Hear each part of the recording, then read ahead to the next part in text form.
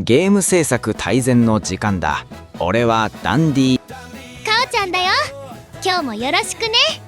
ラマもいるぞ。ねえダンディ、私最近スクールでゲーム作ってるんだけど、セリフがなんかぎこちないんだよね。それはな、初心者あるあるだ。フリーゲーム遊んでても感じるだろ。なんか読んでてってなるやつ。今日はプロのゲームシナリオライターが指摘する初心者がやりがちなセリフの4つのミスを解説していこう。我々ラマもプロのセリフを書かねば。ラマ、ゲーム作ってたっけ？これから作るのだ、壮大な RPG を。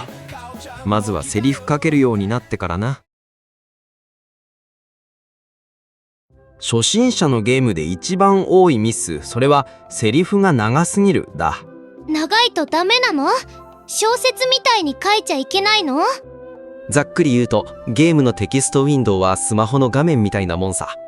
RPG スクール MZ なら標準で4行程度しか表示できない。そこに長文詰め込んだらどうなる？読むのが面倒になる？その通り。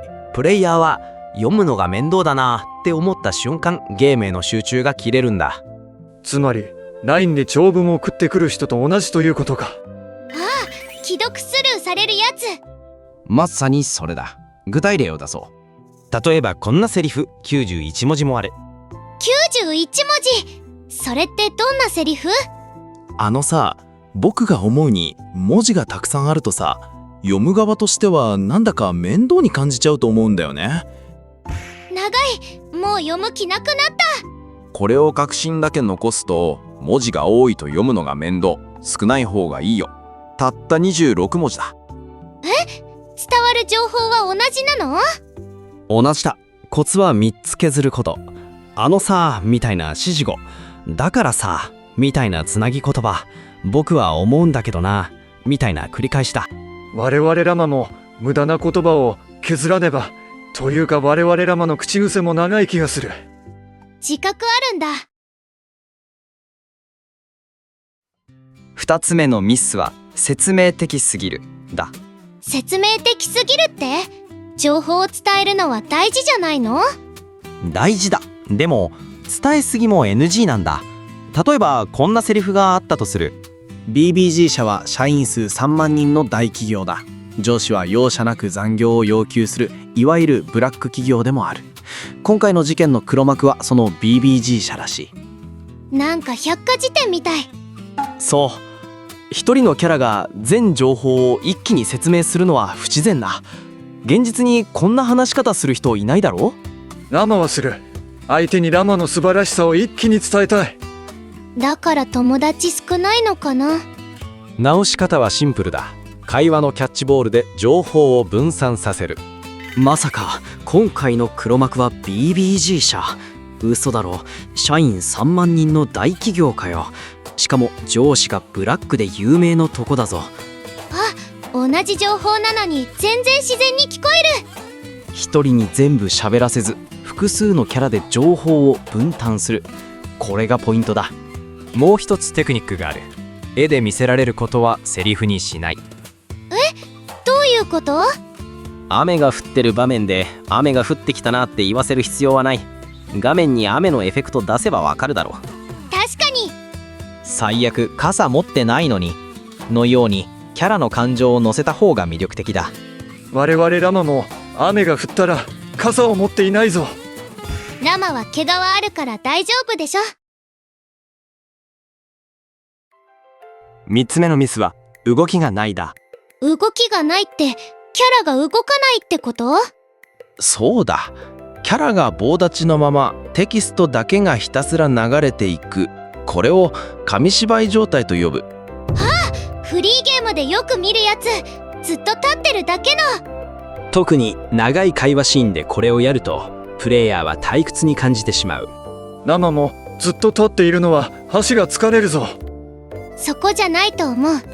解決策はシンプルで、会話の合間にキャラクターを動かすんだ。 RPG スクールなら標準機能だけでもいろいろできるぞ。吹き出しアリコンはびっくりマークやクエスチョンマークなんかを図上に表示する機能だ。RPG RPG でよく見るやつ。びっくりマークが頭の上に出るの。ジャンプは驚いた時にキャラをぴょんと跳ねさせる。向き替えは話し相手の方を振り向かせる。移動は例えば怒って一歩前に出るとか照れて一歩下がるとかだな。そんな細かいことで変わるの？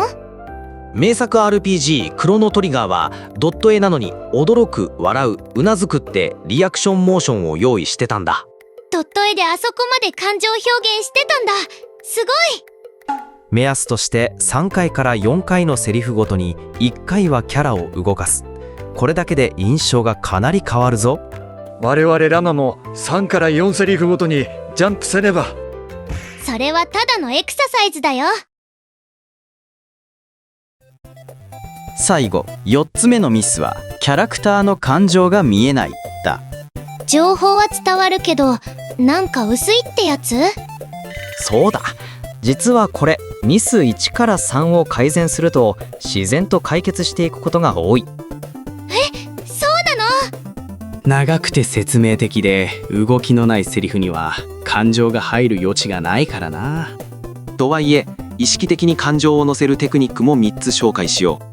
一つ目は感情を直接言葉にさせること。オラは怒ったぞみたいな。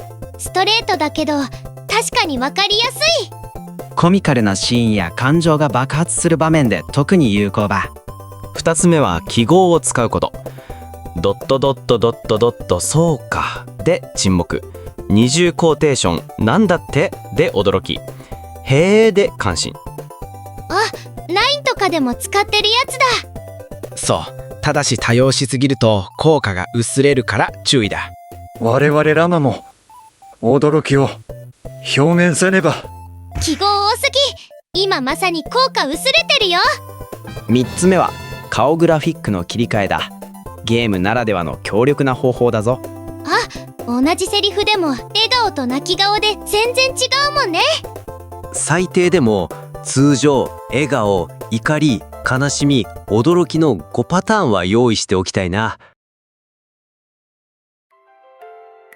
4つのミスを直した上でさらにワンランク上を目指す Tips を3つ紹介しよプロっぽくなれるの？一つ目、名前を隠しても誰のセリフか分かるようにする。どういうこと？武士キャラならテロでござる。ギャルならごまじじゃん。博士ならつまりこういうことだ。口調でキャラがわかるようにするんだ。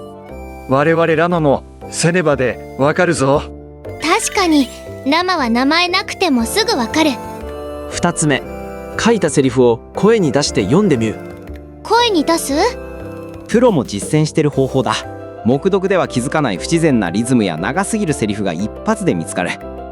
なるほど、音読チェックか。3つ目、好きなゲームの名シーンのセリフを書き写す。写経みたいな。そうだ、なぜこのセリフはグッとくるのかを考えながらシャツすことで感情を揺さぶるコツが体に染み込んでいく。ゲームシナリオ業界ではこれが最もオーソドックスな練習法の一つとされてるんだ。我々ラマも名シーンを書き写さねば。我々ラマも書き写さねば。これはラマのセリフだ。自分のセリフ写してどうするの？じゃあ今日のまとめだ。初心者がやりがちなゲームのセリフ4つのミス。一つ目、長すぎる。必要な情報だけ残して削れ。2つ目、説明的すぎる。一人に全部喋らせず複数キャラで情報を分担しろ。3つ目、動きがない。吹き出しやジャンプでリアクションを挟め。4つ目、感情が見えない。記号、顔グラ、直接表現で感情を乗せろ。どれも意識するだけで改善できるのがいいね。そうだ、次にセリフを書くときこの4つをチェックリストとして使ってみてくれ。私もスクールのセリフ全部見直してみる。我々ラマもセリフを4つチェックせねば。そしてプロになりラマ RPG を作り世界を支配せねば。話がだいぶ飛躍してるよ。それじゃあ今日のゲーム制作大全はここまでだ。また次回。バイバイ。